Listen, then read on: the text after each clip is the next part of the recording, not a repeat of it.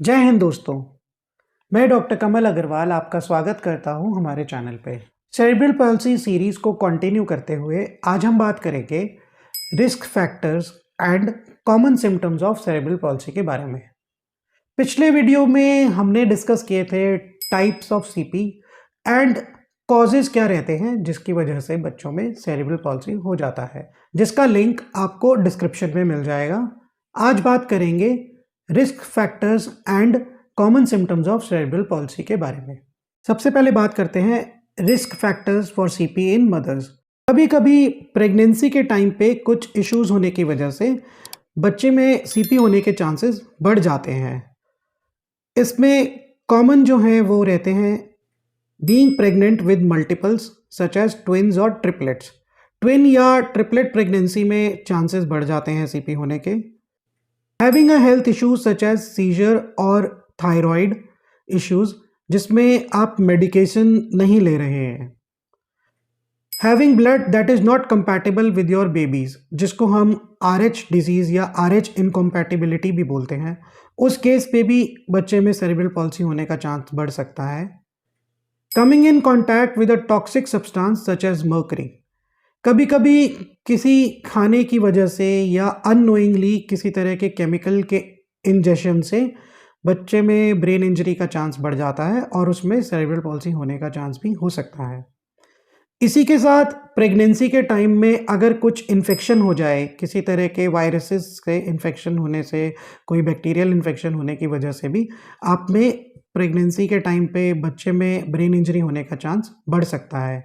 वो common infections रहते हैं रूबेला या जर्मन मीजल्स, जिसकी वैक्सीन भी होती है, चिकन पॉक्स, CMV या साइटोमेगेलो वायरस जिसमें फ्लू की तरह के सिम्टम्स हो जाते हैं, हर्पीस जो मदर से बेबी में भी चला जाता है और उसके ब्रेन को डैमेज कर सकता है, सिफिलिस जो एक सेक्सुअली ट्रांसमिटेड बैक्टीरियल इन्फेक्शन है जो अनप्रोटेक्टेड या मल्टीपल पार्टनर्स के साथ सेक्स करने की वजह से हो सकता है। तो ये कुछ कॉमन इन्फेक्शंस थे जिनकी वजह से आपके बच्चे में सीपी होने के चांसेस बढ़ सकते हैं। इसलिए प्रेगनेंसी के टाइम पे जो भी वैक्सीनेशन बताई जाती है वो हमें ज़रूर लगवानी चाहिए, क्योंकि वो हमें इस तरह की बीमारियों से भी बचा के रखती है। अब बात करते हैं इन्फेंट्स में क्या रिस्क फैक्टर्स रहते हैं। जैसे मदर के अंदर कुछ बीमारियों की वजह से सीपी होने के चांसेस बढ़ सकते हैं, उसी तरह से अगर बच्चे में पैदा होने के बाद कुछ बीमारी हो जाए तो उसकी वजह से भी उसमें सीपी होने का चांस बढ़ जाता है, जिसमें सबसे कॉमन हमारा है बैक्टीरियल मेनिंजाइटिस। मेनिंजाइटिस से हमारा मतलब है infection of the brain and tissue around the spinal cord, जिसकी वजह से स्वेलिंग होगी और स्वेलिंग से ब्रेन डैमेज होने का चांस हो जाता है। वायरल एंसेफेलाइटिस, ये भी एक तरह की ब्रेन और स्पाइनल कॉर्ड के अंदर होने वाला इन्फेक्शन है जो वायरस की वजह से हो सकता है। सिवियर जॉन्डिस, जॉन्डिस में जब बिलीरुबिन का कंटेंट बहुत ज़्यादा हो जाता है, स्पेशली तब कि जब मदर के अंदर और बच्चे के अंदर ब्लड डिफरेंट है, जिसको हमने RH इनकम्पैटिबिलिटी जैसे बताया था, तो एक्सेसिव बिलीरुबिन होने की वजह से भी ब्रेन के अंदर इंजरी हो सकती है, ब्रेन डैमेज हो जाता है, स्पेशली जो सेरिबेलम होता है। तो जॉन्डिस की वजह से, या जिसे हम इन्फेंटाइल या नियोनेटल जॉन्डिस कहते हैं, उसकी वजह से बच्चों में कॉमनली अटैक्सिक सीपी होता है। कुछ प्रॉब्लम्स जो चाइल्ड बर्थ के टाइम पर होती हैं उसकी वजह से भी बच्चों में सीपी होने का चांस बढ़ सकता है, जैसे कि प्रीमेच्योर बर्थ, मतलब कि 37 वीक्स से पहले प्रेगनेंसी जो है वो कंप्लीट हो गई है और बच्चे का जन्म हो जाता है। ब्रीच पोजीशन, ब्रीच से हमारा मतलब है कि कॉमनली बच्चा जो होता है वो हेड फर्स्ट बाहर आता है, लेकिन कुछ बच्चों के अंदर वो पोजीशन ऑपोजिट हो जाती है और उसमें फीट जो है वो पहले की तरफ आते हैं। तो तब उस तरह की प्रेगनेंसी में डिलीवरी कराने में कभी कभी बच्चे को इंजरी होने का चांस बढ़ जाता है। लो बर्थ वेट, अगर बच्चे का वेट 2.5 किलोग्राम से कम है पैदा होने के समय तो सीपी के चांसेस बढ़ जाते हैं। कॉम्प्लिकेटेड लेबर एंड डिलीवरी, मतलब कभी कभी डिलीवरी के टाइम कुछ कॉम्प्लिकेशन होना, उसकी ब्रीदिंग या सर्कुलेटरी सिस्टम में प्रॉब्लम हो सकती है जिसकी वजह से ब्रेन में इंजरी हो जाती है। अब बात करेंगे सिम्टम्स ऑफ सेरेब्रल पॉल्सी के बारे में।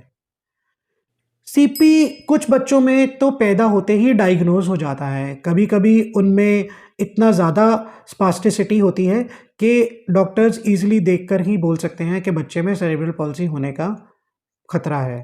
कुछ केसेस में जहां सिम्टम्स बहुत माइनर होते हैं तो बच्चे के 3 से 5 साल की एज होने तक भी हम प्रॉपर डायग्नोसिस नहीं कर पाते हैं। फर्स्ट प्रॉब्लम्स जो नोटिस होती हैं वो बच्चे की मूवमेंट्स या मसल टोन में होती हैं। जैसे कि ऐसा लगता है कि बच्चे की मूवमेंट कम हो गई हैं या उसकी बॉडी में किसी तरह की अकड़न है और ढीलापन भी हो सकता है। दोनों में से किसी वेरिएशन की फॉर्म में वो मौजूद हो सकती है। तो अगर आप भी इस तरह की कोई चीज़ महसूस करते हैं अपने बच्चे में तो उसको लेकर आपको अपने पीडियाट्रिशियन के पास ज़रूर जाना चाहिए। CP doesn't get worse as time passes, but often symptoms are not noticed right away. जैसे अगर बच्चा हमारा छोटा है और उसमें प्रॉब्लम दिख रही है तो हम ये नहीं बता पाएंगे कि वो अभी चल नहीं रहा है, क्योंकि वो चलता जो है वो ऑलमोस्ट 1 साल के बाद है। तो जितना छोटा बच्चा रहेगा और अगर उसमें सिम्टम्स बहुत माइनर होंगे तो कभी कभी हम डायग्नोसिस उसको जल्दी नहीं कर पाते हैं। सबसे कॉमन जो फीचर होता है वो delay in baby milestones that are linked to muscle usage, यानी कि ग्रॉस मोटर और फाइन मोटर माइलस्टोन्स के अंदर डिले आना वो सबसे कॉमन साइन रहता है सेरेब्रल पॉल्सी का। जैसे कि रोलिंग ओवर टाइम पे ना करना, बैठना या खड़ा होना या वॉकिंग अपने समय के साथ में ना करना। इसको हम सबसे कॉमनली ऑब्जर्व कर सकते हैं। अगर हमें ऐसा कुछ बच्चे में दिख रहा है तो हो सकता है हमारे बच्चे में सेरेब्रल पॉल्सी हो गया हो। कुछ सिम्टम्स बर्थ के टाइम पर ही दिख जाते हैं, बाकी कुछ सिम्टम्स को थोड़ा समय लगता है अपेयर होने में। In babies younger than 6 months, if you pick your baby from lying down position their head falls backward. बच्चे को लेटे से उठाने की पोजीशन में हम ट्राई करेंगे तो उनका सिर पीछे को गिरने लगेगा। दे फील स्टिफ और फ्लॉपी, शरीर में अकड़न महसूस होगी या बहुत ज़्यादा ढीलापन रहेगा। When cradled in your arms they extend their back and neck almost as if pushing away from you. गोद में उठाने पे बच्चा अपनी गर्दन को और सिर को ऐसा पीछे को लगेगा कि जैसे आपसे वो दूर भागने की कोशिश कर रहा हो। When you pick them up, their legs get stiff and cross over each other, जिसे हम सिजरिंग कहते हैं। बच्चे को अगर हम उठाते हैं तो लेग्स में एकदम से अकड़न आती है और वो एक दूसरे के ऊपर क्रॉस कर जाते हैं, जैसे कि एक कैची सी फॉर्म कर लेते हैं। If your baby is older than 6 months, तो कॉमन साइंस उसमें रहेंगे। दे कांट रोल ओवर, बच्चा करवट नहीं ले पाएगा। They can't bring their hands together, हाथों को मिड लाइन में लाके क्लैपिंग या ऐसी एक्टिविटीज़ नहीं कर पाता है। They have trouble bringing their hands to their mouth. 6 महीने का बच्चा कॉमनली चीज़ों को पकड़ के हाथों को अपने मुंह में ले जाने की कोशिश करता है, लेकिन सेरेब्रल पॉल्सी में ऐसा करने में बच्चे को दिक्कत आएगी। When they reach its only with one hand, दूसरा हाथ जो है वो अकड़ जाता है या स्टेज इन अ फिस्ट। मतलब कि अगर किसी चीज़ को पकड़ने के लिए बच्चा अपना हाथ आगे बढ़ाएगा तो एक हाथ को ही आगे बढ़ा पाएगा और दूसरे हाथ में एकदम से अकड़न हो जाएगी और उसकी मुट्ठी बंद हो जाती है। 10 महीने से बड़े बच्चों में जो साइंस रहते हैं वो हैं, they crawl by pushing off with one hand and one leg while dragging the other side of their body. बच्चा क्रॉलिंग तो करता है लेकिन एक हाथ और एक लेग के इस्तेमाल से ही और दूसरे हाथ और दूसरे लेग को घसीटता सा या खींचता सा महसूस करता है।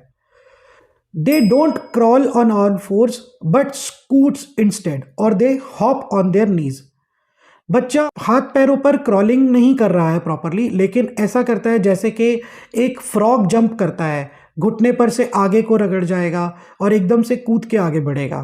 तो उसके हाथ पैरों के अंदर प्रॉपर कोऑर्डिनेशन नहीं आ पा रही है। ये भी एक कॉमन साइन हो सकता है सेरेब्रल पॉल्सी का।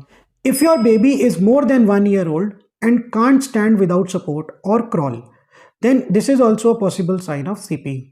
1 साल से बड़ा होने के बाद भी बच्चा अगर सहारे से खड़ा नहीं हो पा रहा है, क्रॉलिंग नहीं कर रहा है, इनफैक्ट कभी कभी वो बैठे हुए से गिर भी जाता है, तो ये भी उसके अंदर सेरेब्रल पॉल्सी होने के साइंस रहते हैं। उसके साथ में ऐसा भी देखा गया है कि कभी कभी बच्चों में किसी तरह का दिमाग में प्रॉब्लम होने की वजह से मेंटल रिटार्डेशन या इंटेलेक्चुअल प्रॉब्लम भी हो सकती है। हो सकता है बच्चे की समझ नॉर्मल ना हो या नॉर्मल से कम रहे। उसके साथ में कभी-कभी सीजर्स की प्रॉब्लम को भी देखा गया है। बच्चों में फिट पड़ना या दौरा जिसे हम बोलते हैं, वो भी कभी-कभी हमारा सीपी के साथ में देखा जाता है। कुछ बच्चे ठीक से खा नहीं पाते हैं, मुँह की मसल्स की प्रॉब्लम होने की वजह से च्यू करके ठीक से नहीं खा रहे हैं। हो सकता है लार उनका बहता रहे या वो चीज़ों को देखने और सुनने में भी उन्हें प्रॉब्लम हो सकती है। ऐसा भी कभी-कभी देखा जाता है। तो दोस्तों, ये थे risk factors and common symptoms of cerebral palsy. आशा करते हैं आपको आज का वीडियो पसंद आया होगा और आप इसको लाइक ज़रूर करेंगे। चैनल पे नए हैं तो उसको सब्सक्राइब कीजिए और अपने फैमिली एंड फ्रेंड्स के साथ में शेयर कीजिए ताकि ये इन्फॉर्मेशन उनके भी काम आ सके। अगले वीडियो में हम बात करेंगे सेरेब्रल पॉल्सी के डायग्नोसिस और उसके ट्रीटमेंट के बारे में। आशा करते हैं आप उस वीडियो को भी पूरा देखेंगे। तब तक के लिए धन्यवाद।